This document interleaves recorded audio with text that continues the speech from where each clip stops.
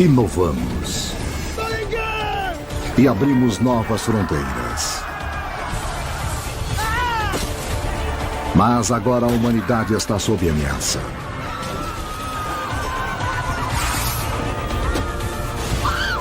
Forças do caos foram liberadas.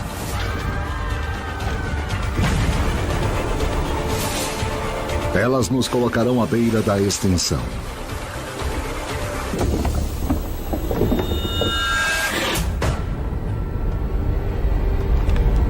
Em meio ao caos de um planeta implacável, muitas espécies vão se extinguir, mas para uma, todas as peças vão se encaixar.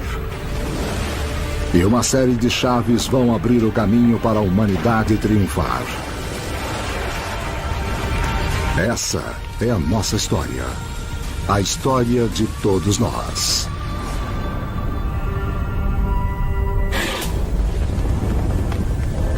Norte da China, 1215 d.C.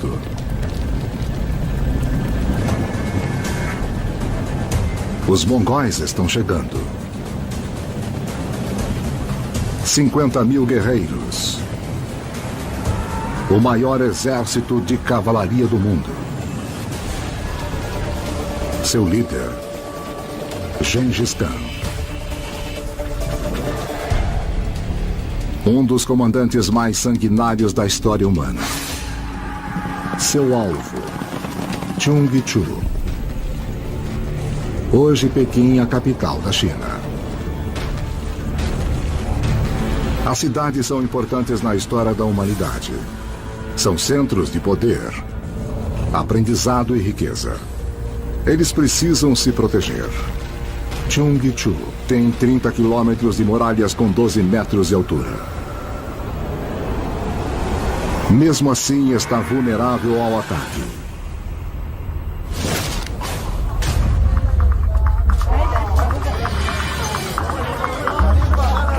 Meio milhão de pessoas vivem em Chungchu. Agora a batalha pelo futuro da humanidade será travada entre os habitantes da cidade e os nômades.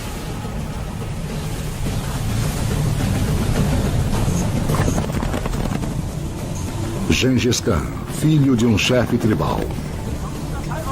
Seu pai foi morto. Ele foi mandado para o exílio.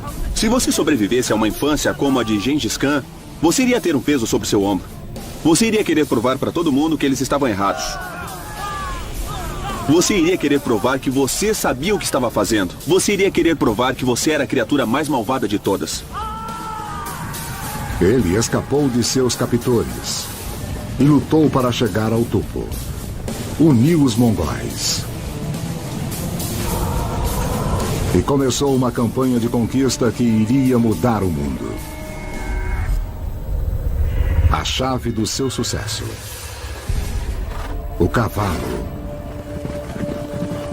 Domesticado 5.000 anos antes na Ásia Central. Os cavalos expandiram as fronteiras da humanidade. Os mongóis podiam viajar 480 quilômetros por dia. Usar o cavalo na guerra abre uma nova oportunidade para a humanidade. Se voltarmos à luta dos mongóis contra os chineses, o que vemos é a primeira viagem pontual na história, que sem dúvida irá nos levar ao tanque. E essa viagem são com cavalos. Os mongóis começavam a montar aos 3 anos. Eles aprendiam a cavalgar sem usar rédeas. Quando eles encontravam homens a pé, para os mongóis esses homens eram como ovelhas. Você podia assustá-los e eles corriam. Eles podiam atirar a todo galope. Foi a primeira versão da Guerra Relâmpago. Eles eram capazes de entrar em um lugar, de causar danos, e então desaparecer antes que alguém soubesse o que os atingiu. O Império Mongol e as duas guerras mundiais claramente marcaram uma tendência na história da humanidade, a violência. Nenhum exército tinha viajado tão longe e tão rápido até a Segunda Guerra Mundial.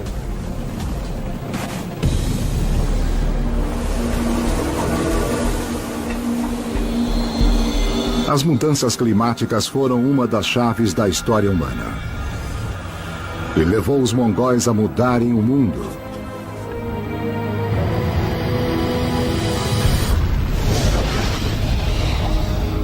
A 150 milhões de quilômetros da Terra, uma onda de atividade solar.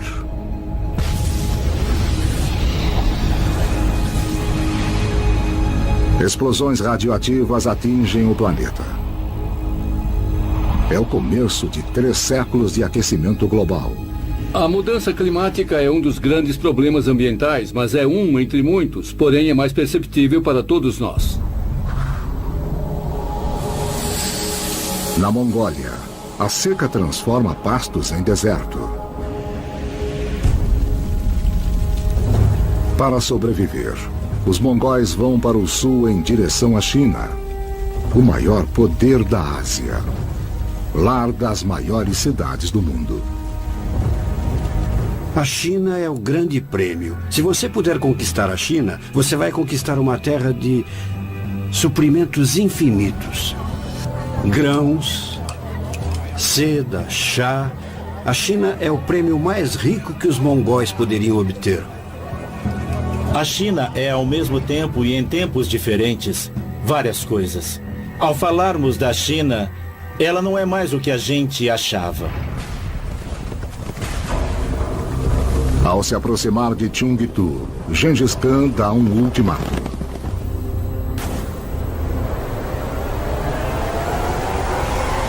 Se render ou morrer. A crueldade mongol é legendária.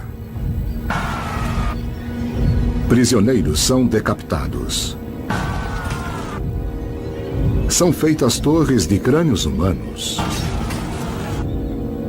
Crianças são massacradas. Eu imagino alguém olhando da cidade, olhando sobre a muralha, aquela multidão enorme de mongóis vindo na sua direção. Eu acho que imediatamente você se perguntaria: por que eu ainda estou nessa cidade? Eu preciso ir embora ou eu vou morrer?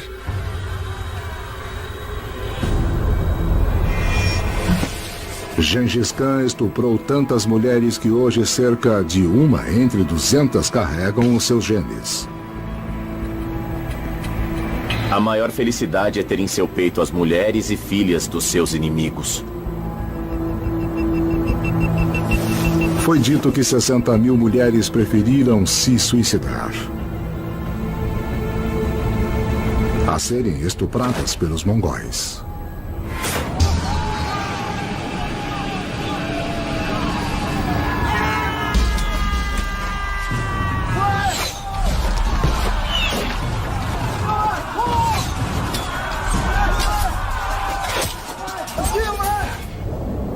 Seus cavalos levavam os mongóis até os portões das cidades, só até ali.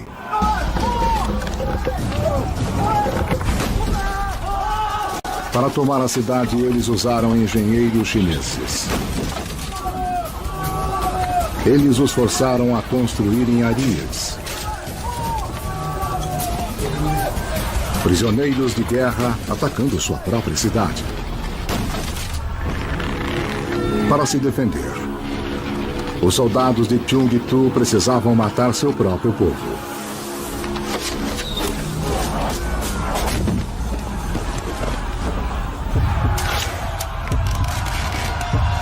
Se o portão quebrasse, a cidade caía.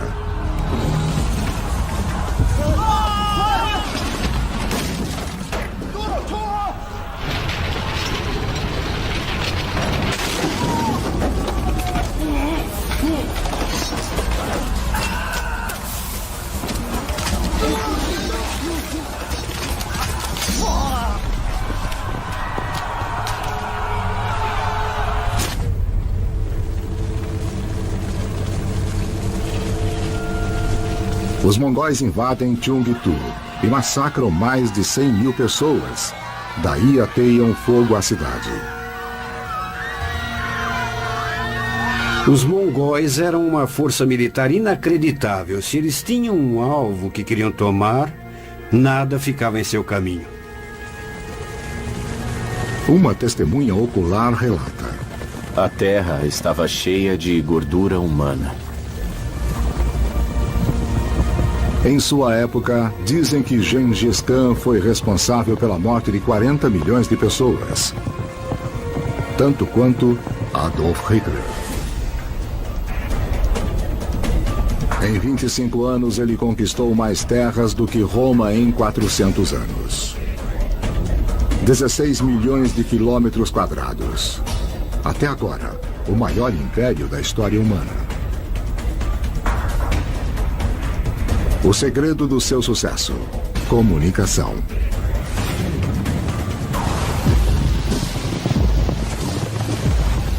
"600 anos antes do Pony Express, os mongóis podiam enviar mensagens a cavalo, através de uma área 2 vezes maior que os Estados Unidos.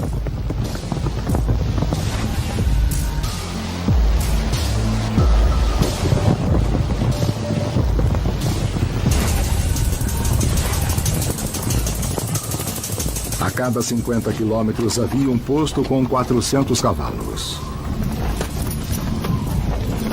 Mensageiros do governo carregando um medalhão oficial podiam receber comida e montaria. Foi o primeiro posto do mundo. Como resultado das conquistas de Gengis Khan, pela primeira vez na história, pode-se viajar com segurança de uma ponta do mundo até a outra.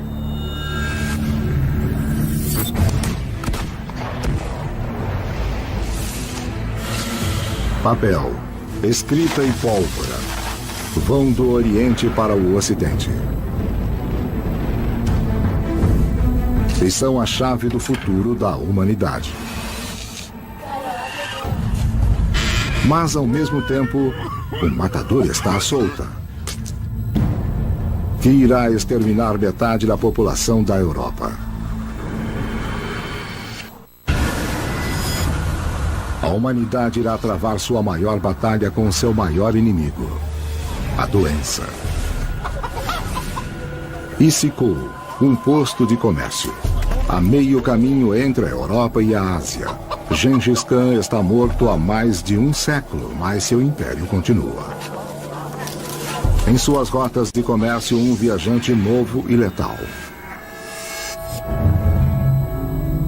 a bactéria. Por 13,5 bilhões de anos, cada canto da Terra esteve coberto por esses micro-organismos.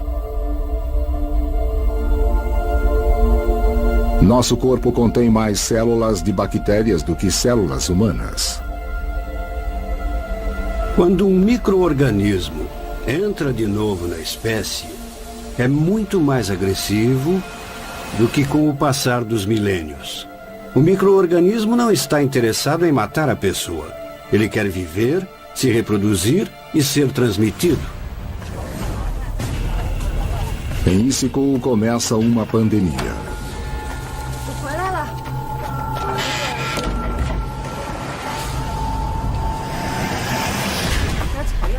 Uma das primeiras vítimas registradas é Kutluk. Casado, cristão, morrendo. Os remédios caseiros de sua esposa não funcionam.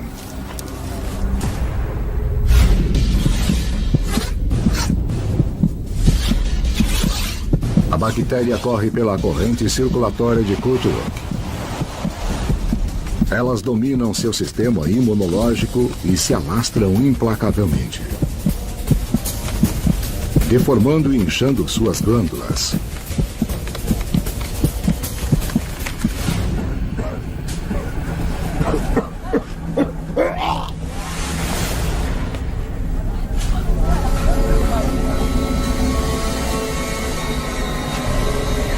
A pele tem feridas cheias de pus. Os bulbos. A peste bubônica,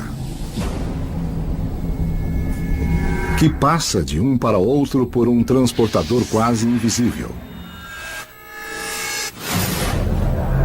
A pulga. Seu alimento é o sangue. Quando ela pica, libera a bactéria da peste na corrente circulatória.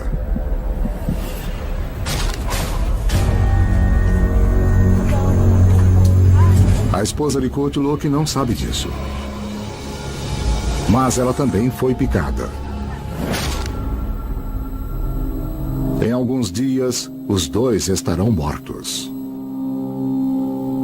Em 1337, 4 pessoas morreram em Issyk-Kul. 2 anos depois, eram 100 mortos. Mas isso era só o começo. Uma vez que se espalharam, a infecção não parava. A melhoria nos transportes tornava a doença quase impossível de controlar. As pulgas que carregavam a peste tinham carona de um de seus companheiros mais próximos, o rato negro. Nativo da Ásia, eles se espalharam pela Europa com os romanos. Um casal de ratos pode ter 2.000 filhotes por ano. E cada rato pode carregar 8 pulgas infectadas pela peste.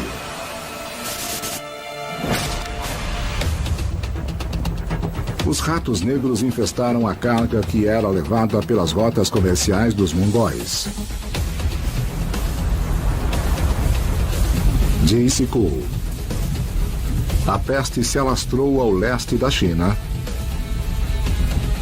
e foi para o ocidente, em direção à Europa.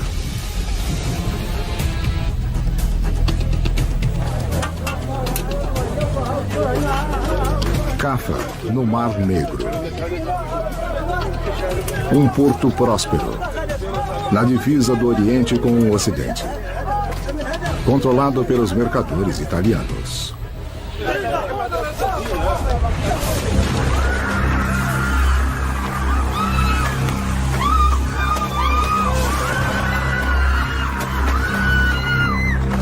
Um homem é tido como responsável por levar a peste para a Europa.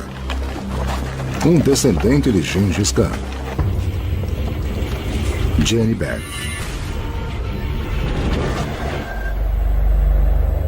Ele assassinou o próprio irmão para ter o poder. Agora ele quer expandir o Império Mongol ao oeste. Caffa está em seu caminho. Mas ele tem uma arma nova terrível. A peste mata seus soldados mais rápido do que podem ser substituídos. Mas isso dá uma ideia a Jenny Bag.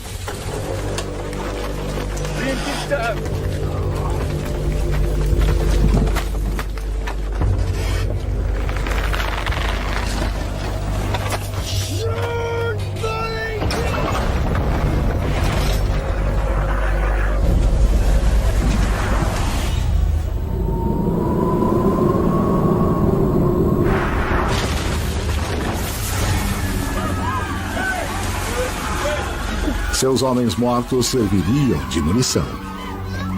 Sitiam a cidade de Caffa, então seus invasores, que são os mongóis, começam a adoecer. E ao invés de se retirarem, eles atiram os cadáveres na cidade. E as pessoas da cidade começam a ficar doentes.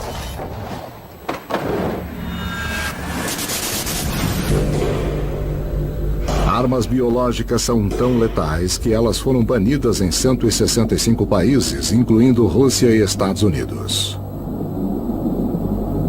Mas ainda restaram armas biológicas suficientes para acabar com a humanidade imediatamente.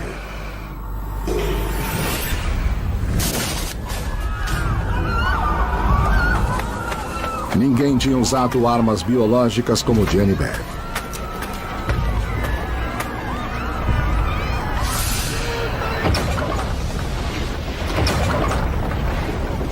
Um cronista escreveu: O que parecia ser uma montanha de mortos foi jogada na cidade. Os corpos apodrecendo infectavam o ar. O mau cheiro era insuportável.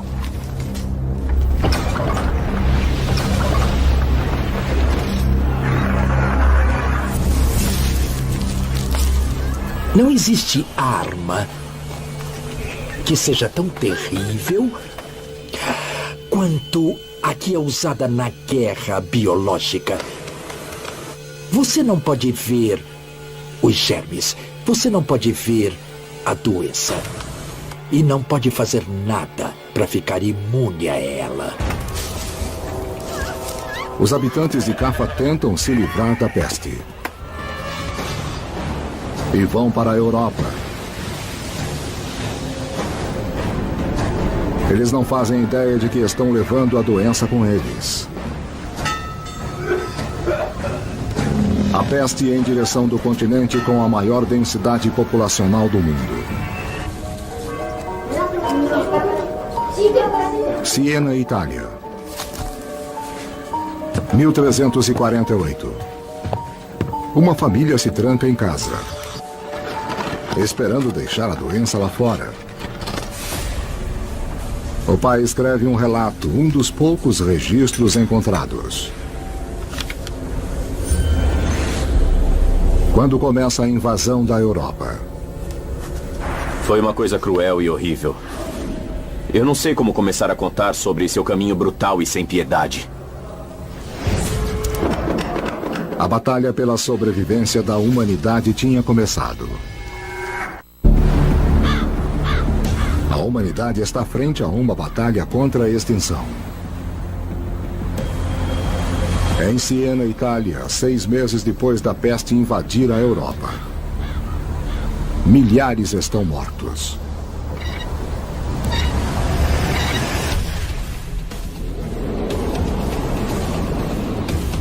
Agnolo de Tura.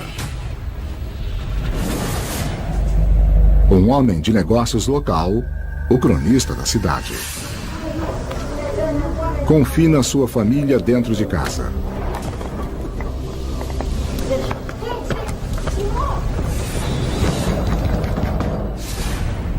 Para que o assassino lá de fora não entre.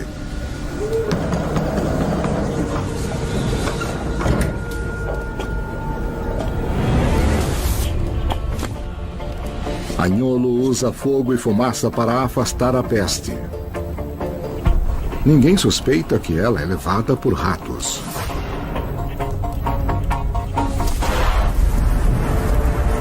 A peste leva 10 anos para atravessar a Ásia, movendo-se lentamente de cidade em cidade. Mas a Europa é o lugar perfeito para sua proliferação. Centenas de cidades, 80 milhões de pessoas vivendo próximas.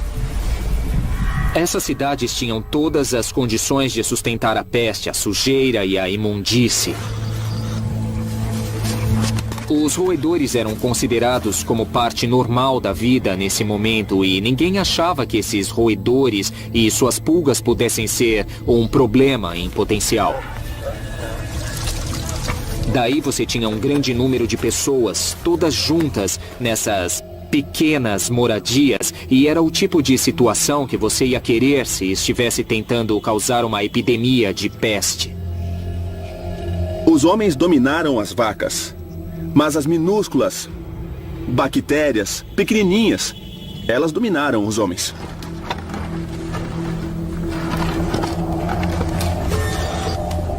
A peste entrou no lar de Agnolo. Infectou sua esposa, Nicoluccia. Se você nunca viu a peste bubônica, é muito grotesco. Forma-se uma grande pústula roxa. Cria um trauma psicológico, um estrago, um medo incrível. Agnolo tenta qualquer coisa, tudo o que podia. Vomite regularmente aos primeiros sinais de doença. Beba um copo de sua urina 2 vezes por dia. Agora, eu gostaria de falar sobre o valor que o pânico pode ter na sociedade. Aplique um unguento no bulbo feito de mel, ovo e óleo de escorpião para retirar o veneno. Aplique morcegos. Finalmente, o doutor em peste. Seu capuz cheio de ervas para proteção. Seu tratamento: drenar a doença para fora da vítima.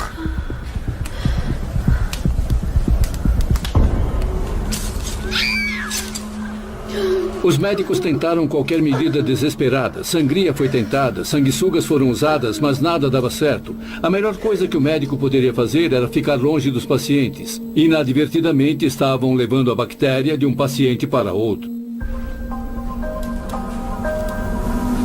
Nesse meio tempo, a bactéria da peste sofria mutação, encontrando novos meios de se reproduzir e se alastrar.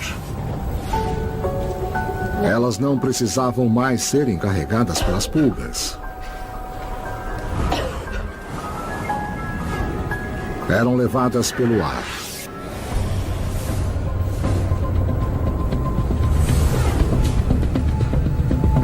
A peste levada pelo ar é diferente porque agora ela pode ser transmitida de um ser humano para outro. Calcula-se que a peste bubônica deve ter matado cerca de 100 milhões de pessoas. Imagine o que eram 100 milhões de pessoas.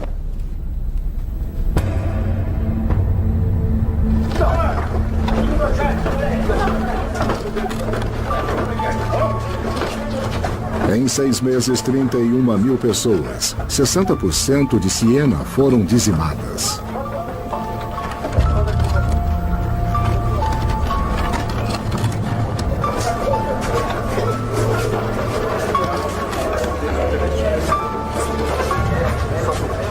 Eu, Agnolo de Tura, enterrei meus filhos com minhas próprias mãos. Não tinha ninguém para chorar suas mortes, porque todos esperavam sua própria morte.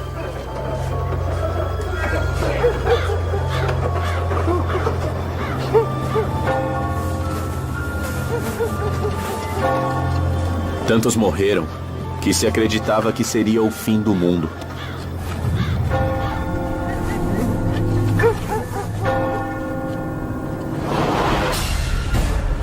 A verdade é que nossa espécie é um dos organismos mais vulneráveis que existem. É só deixarmos de lado tudo que tem a ver com a tecnologia, incluindo tirar nossas roupas, e veremos como passamos uma noite ao relento.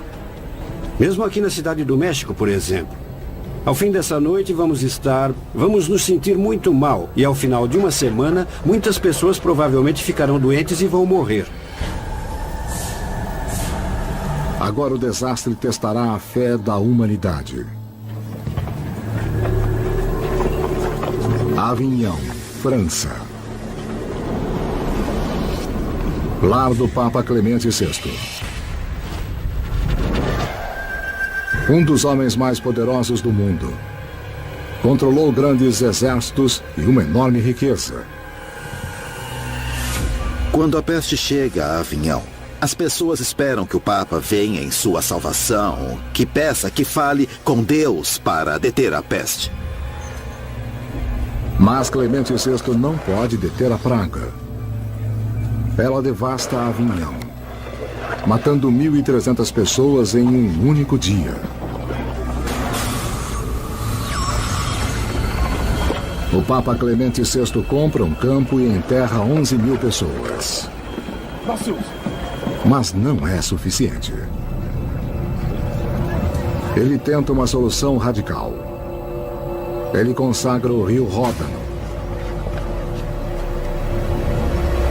como um cemitério flutuante.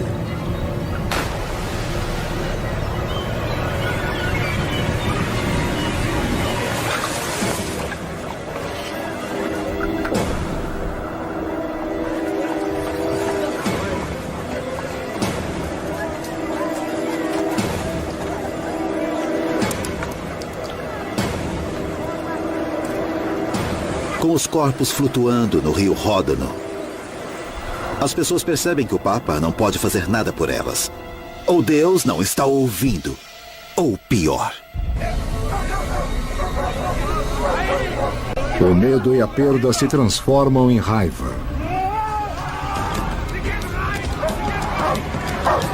O povo quer culpar alguém. Em toda a Europa, a caçada começou. Querem um bode expiatório. 1349. A peste devasta a Europa.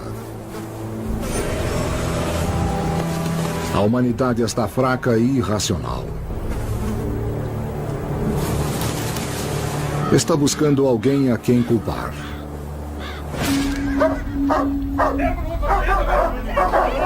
Estrasburgo, Alemanha.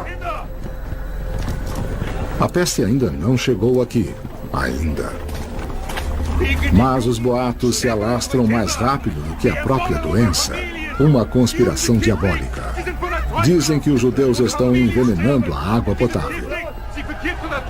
Era a Idade Média antes da Revolução Científica e do método científico. Era um mundo cheio de superstições, raiva, confusão e, infelizmente, tudo isso levava ao preconceito.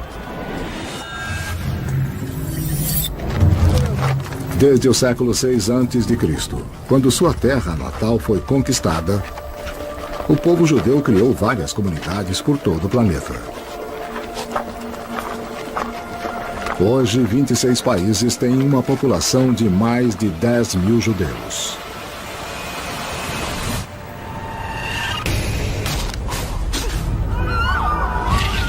Quando o medo atinge a humanidade, as minorias tornam-se alvo.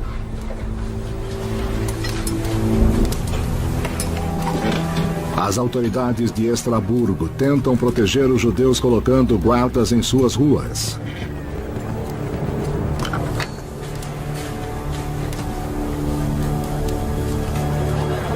Mas o isolamento leva ao desprezo.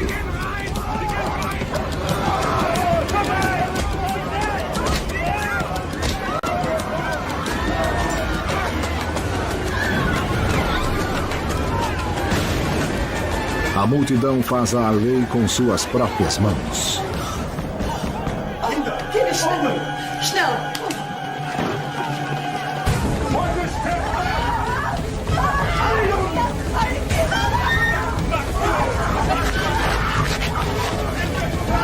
14 de fevereiro, o dia do massacre de São Valentim.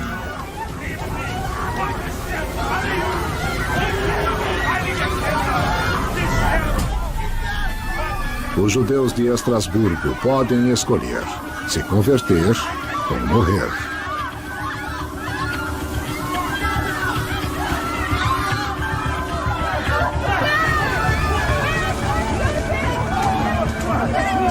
Mil judeus são enterrados vivos. Mas o massacre não vai salvar a cidade. 5 meses depois, a peste chega, fazendo mais 16 mil vítimas. Em toda a Europa, grandes cidades estão desertas. Uma testemunha ocular relata: as lojas foram fechadas. Há poucas pessoas. Um grande silêncio está presente em todo lugar. Considere o que fomos e no que nos tornamos. Éramos uma multidão.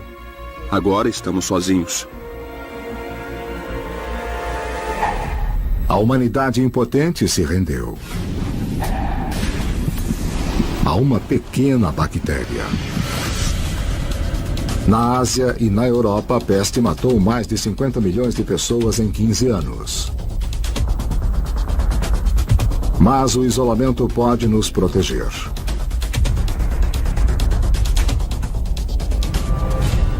O Oceano Atlântico impediu que a peste chegasse às Américas.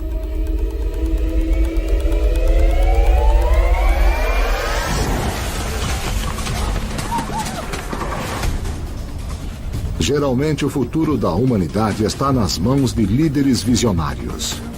200 anos depois de Gengis Khan, aparece um jovem guerreiro inca, Pachacuti. Pacha, terra. Kutek, dar a volta. Transformar-se. Corajoso, dinâmico, inspirado.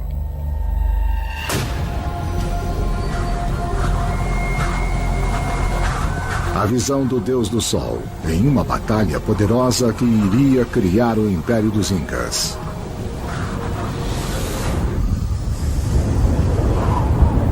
As Américas são o lar de 90 bilhões de pessoas, vivendo em total isolamento do resto da humanidade.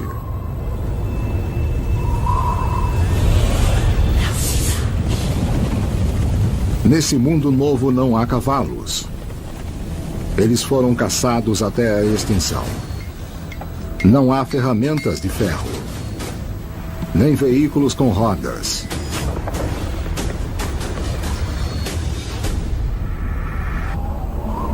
Mas o segredo da vida nos Andes está na agricultura em alta altitude. Era um povo, uma sociedade montanhesa. Se quisessem ter terra disponível para cultivar, tinham que construir plataformas nas montanhas inclinadas. E quando você viaja pelos Andes hoje, você vê os restos dessas plataformas. Milhares de metros acima do nível do mar. Eles tinham plantações, totalmente desconhecidas pelo resto do mundo. Batata, tomate e milho. 60 anos depois, os espanhóis iriam levar esses alimentos para a Europa. Um momento chave que irá moldar a dieta da humanidade hoje em dia. Mas a riqueza de suas terras tornaram os Incas um alvo. Eles tinham seu território e precisavam defendê-lo. Pachacuti tinha que lutar contra o inimigo feroz.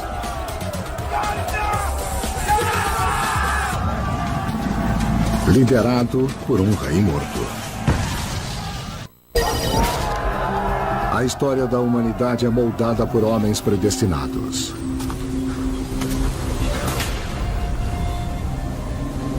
Pachacuti, líder dos Incas. Seu inimigo, os Chancas. Guerreiros com sede de sangue, eles usavam os ossos de seus inimigos como troféus. Seu objetivo, esmagar Pachacuti. E subjugar a capital Inca, Cusco. Cusco Vica estava liderando os Chancas na batalha.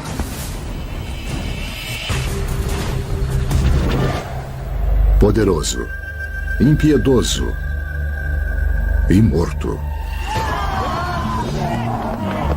Em vida, ele iniciou o reinado Chanca de terror. Na morte, ele fala através de seus sacerdotes. Nos Andes, os ancestrais estão muito mais presentes na vida das pessoas. E os mais importantes são mumificados. Muito antes dos egípcios, o povo da América do Sul preservava seus mortos.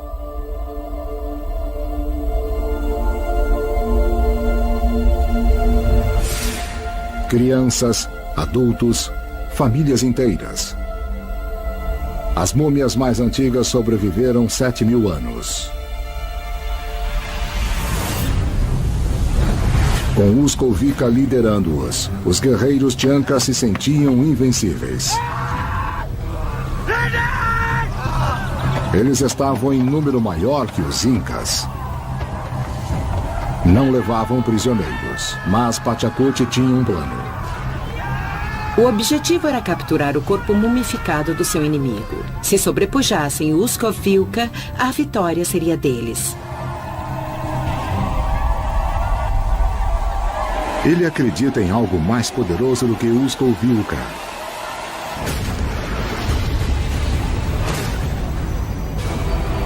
Int, o deus do sol.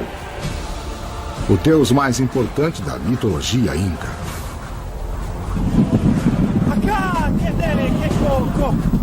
Na noite anterior à batalha, Int aparece a Pachacuti em um sonho e promete a ele uma vitória gloriosa.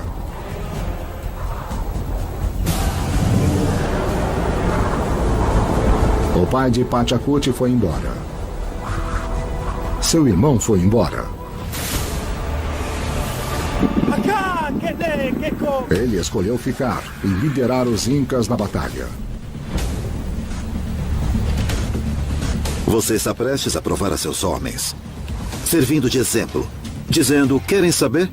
Eu posso morrer hoje. Mas tudo bem, porque eu nasci para fazer isso.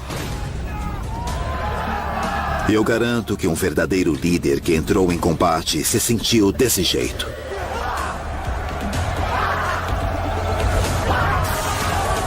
Pachacuti provoca os Chancas, alimentando sua ira.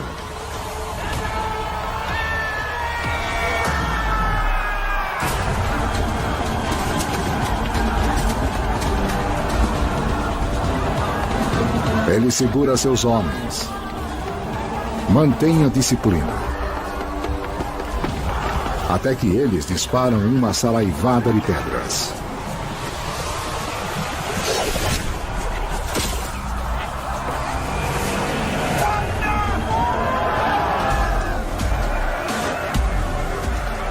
Pachacuti se movimenta.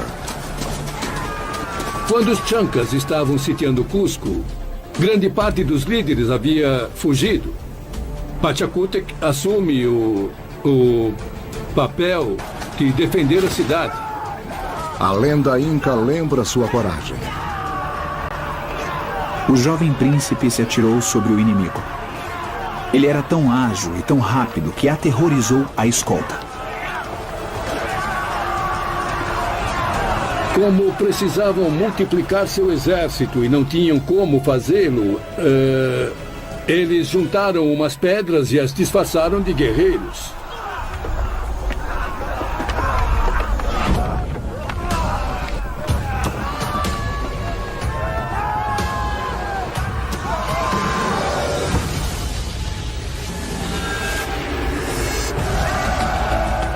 Os Chancas, vencidos. Pachacuti irá criar o maior império jamais visto nas Américas. Embora fossem sociedades militares expansionistas, o sistema armado é diferente de uma ordem imperial. E vou chamar com o nome que eles lhe davam, Tawantinsuyo, que quer dizer os 4 lados do mundo. Nos dias modernos, Chile, Bolívia e Peru se uniram sob a norma inca. E uniram seu território. Uma rede de trilhas que se estende por 40 mil quilômetros sobre um dos terrenos mais acidentados da Terra.